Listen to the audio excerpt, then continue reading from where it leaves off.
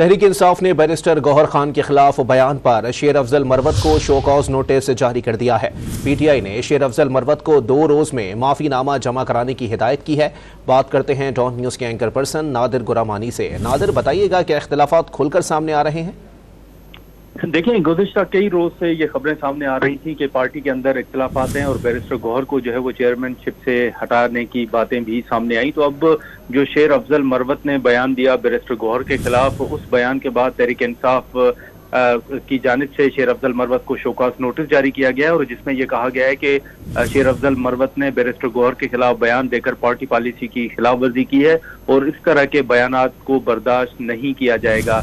Show cause notice में शेर अफजल मरवत को 2 रोज में माफी मांगने और जवाब जमा कराने की हिदायत की गई है और इसी नोटिस में ये भी कहा गया है कि अगर जवाब नहीं दिया गया और जवाब से मुतमईन ना हुई पार्टी तो उसके बाद उनके खिलाफ जो है वो मजीद पार्टी पॉलिसी के खिलाफ कार्रवाई की जाएगी। तो अब जो तहरीक इंसाफ के अंदर इख्तिलाफात हैं, आपको याद होगा कि असद कैसर के बाद ये भी एक तासुर दिया गया कि शायद असद कैसर और बैरिस्टर गौहर के दरमियान भी इख्तिलाफात हैं, लेकिन उनकी तरदीद की गई पार्टी की जानिब से। लेकिन शेर अफजल मरवत जो है वो अभी भी खुल के बैरिस्टर गौहर के खिलाफ बयानात दे रहे हैं, जिसका पार्टी ने नोटिस भी लिया।